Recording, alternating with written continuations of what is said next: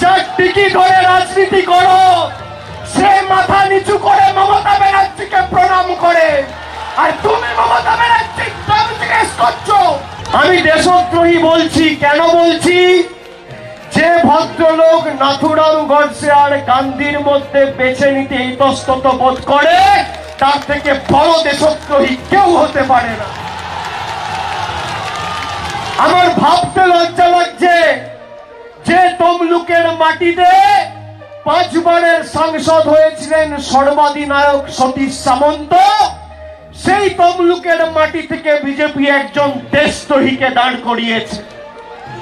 আমার ভাবতে লজ্জা লাগছে যে তমলুকের মাটিতে আলাদা তাম্রলিপ্ত সরকার তৈরি করে দেশকে পথ দেখিয়েছিলেন 42 সালে সর্বাধিনায়ক, এবং যেই তাম্রলিপ্ত সরকারের আন্দোলনকে বিজেপির পূর্বসূরি শ্যামাপ্রসাদ মুখার্জি ব্যঙ্গাত্মক ভাষায় আক্রমণ করে উচ্ছৃঙ্খল, অর্থহীন, নাশকতামূলক আন্দোলন বলে আখ্যা দিয়েছিলেন, সেই শ্যামাপ্রসাদ মুখার্জির দলের হয়ে ভোট চাইতে যে আসছে তাকে আগামী দিন তমলুকের মাটিতে 4 তারিখের পর যাতে ঢুকতে না পারে এমন ভাষায় আপনাদের জবাব দিতে হবে।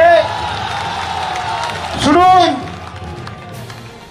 অভিজিৎ গাঙ্গুলি, আমি নাম করেই বলছি, আমি রেখে ঢেকে রাগডাক গুড়গুড় করে বলি না। আপনি বলেছেন মমতা বন্দ্যোপাধ্যায় রেট কি, শুনেছেন আপনি মুখের ভাষা? অভিজিৎ গাঙ্গুলি জিজ্ঞেস করেছে মমতা বন্দ্যোপাধ্যায়ের দাম কত, বলছে উনি মহিলা কিনা আমার সন্দেহ আছে। যে মহিলা বাংলার 2,12 লক্ষ মহিলাকে লক্ষ্মীর ভান্ডার দিচ্ছে, লক্ষ মায়েদের বোনেদের কন্যাশ্রী দিয়েছে, 10 কোটি বাড়িতে বিনামূল্যে রেশন পৌঁছেছে, সে মহিলার কখনো দিলীপ ঘোষ পিতৃ পরিচয় আর কখনো তমলুকের প্রার্থী দাম জিজ্ঞেস করছে। আমি আজকে মমতা ব্যানার্জির দাম বলতে এসেছি, কাগজটা দাও। মমতা ব্যানার্জির দাম এই হচ্ছে, মমতা ব্যানার্জির দাম এই হচ্ছে, মমতা ব্যানার্জির দাম। মমতা ব্যানার্জির দাম, তুমি যার টিকি ধরে রাজনীতি করো সে মাথা নিচু করে মমতা ব্যানার্জিকে প্রণাম করে, আর তুমি মমতা ব্যানার্জির দাম জিজ্ঞেস করছো। এই মমতা ব্যানার্জির দাম বাংলার 10 কোটি মানুষের দাম, সতীশ সামন্তর বিপ্লবী মাটির দাম। যে নরেন্দ্র মোদীর টিকি ধরে তুমি রাজনীতি করো সে মাথা নিচু করে প্রণাম করছে মমতা ব্যানার্জিকে। এটা বাংলার মাটি, দুর্জয় ঘাটি। এই মাটিকে কলুষিত হতে দেবেন না, কলঙ্কিত হতে দেবেন না। দেখুন এই মমতা বন্দ্যোপাধ্যায়ের দাম। ক্ষমতা আছে অভিজিৎ বাবু, আপনার দামটা তো সবাই জানে, বিজেপির তমলুকের টিকিট। আপনার দামটা তো জনসমক্ষে, আপনি লোকেদের চাকরি খেয়েছেন, যুব সমাজের হাত থেকে কর্মসংস্থানের নিয়োগপত্র টেনে নিয়েছেন বিজেপির কথায়, সিপিএম এর কথায়। উনি একটা কথা ঠিক বলেছেন, বলেছে তৃণমূলের সাথে তো আমাদের লড়াই নেই, আমাদের সিপিএম এর সাথে লড়াই। ঠিক বলেছেন, তার কারণ লড়াইটা হচ্ছে 2 নম্বরে কে, সিপিএম না বিজেপি। 1 নম্বরে তৃণমূল জিতে রয়েছে। আপনার লড়াই সত্যি সিপিএম এর সাথে। আমি আপনাদের খালি অনুরোধ করব, সময় সংক্ষেপ, আমাকে ফিরতে হবে। আমি আবার 4 তারিখের পরে জুন মাসে তমলুকের মাটিতে আপনাদের সাথে বিজয় উৎসব করতে আসবো। আপনারা ভোটটা দেবেন। এটা যে মেদিনীপুরের মাটি, লড়াই সংগ্রাম করে দেশকে আন্দোলনের পথ দেখিয়েছিল, স্বাধীনতা আন্দোলনে।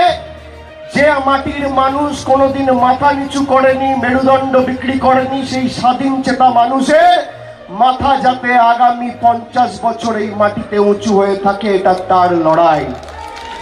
এটা যে আমাদের মাটিকে কলুষিত কলঙ্কিত করেছে, কখনো গরিব মানুষের টাকা আটকে, কখনো সন্দেশখালির মতো মিথ্যে ঘটনা করে মহিলাদের সম্ভ্রম 2000 টাকায় লুণ্ঠিত করে দিল্লির তল্পি বাহকার কৃতদাসত্ব করে যারা বিক্রি করেছে দিল্লির কাছে, তাদেরকে উচিত শিক্ষা দেওয়ার লড়াই।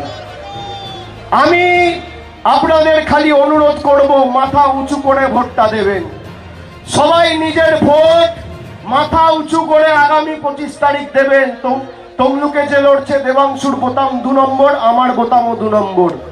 আপনারা 25 তারিখে কোমরটা ভাঙবেন, আর 1 তারিখে যখন ডায়মন্ড হারবারে ভোটটা হবে, আমি এদের মাজা সহ ঘাড় ভাঙবো এবং বহিরাগতদের বিদায় দেব। আমি আপনাদের বলছি, যারা আমাদের মাটিকে দিল্লির বুকে, যে অমিত শাহ কলকাতার বুকে 2019 সালে এই মাটির বীর সন্তান ঈশ্বরচন্দ্র বিদ্যাসাগরের আবক্ষ মূর্তি ভেঙেছিলেন, সেই অমিত শাহর পদলেহন করে যে বিজেপিতে যোগদান দিয়ে এই মাটিকে বিক্রি করেছে দিল্লির বুকে, তাকে উচিত শিক্ষা দেওয়ার লড়াই। আপনাকে খালি একটা অডিও ক্লিপ শোনাবো, মেদিনীপুরের মাটিকে কিভাবে কুলসিত করছে। উনি বলেন বিজেপি গঙ্গা আর তৃণমূল নর্দমা। আমি খালি একটা অডিও ক্লিপ আপনাদের শোনাবো, শুনুন।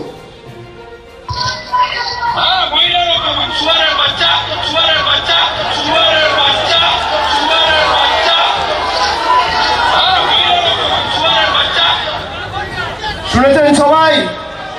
আবার শুনুন মেদিনীপুরের সংস্কৃতি শুনুন।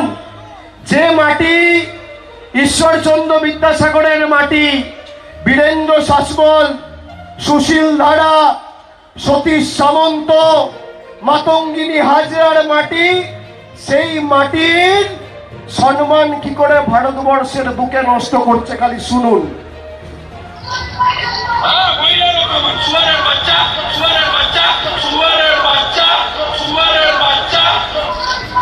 এবার আমি তমলুকের ভাইদের মায়েদের জিজ্ঞেস করতে চাই, নর্দমাটাকে নর্দমাটাকে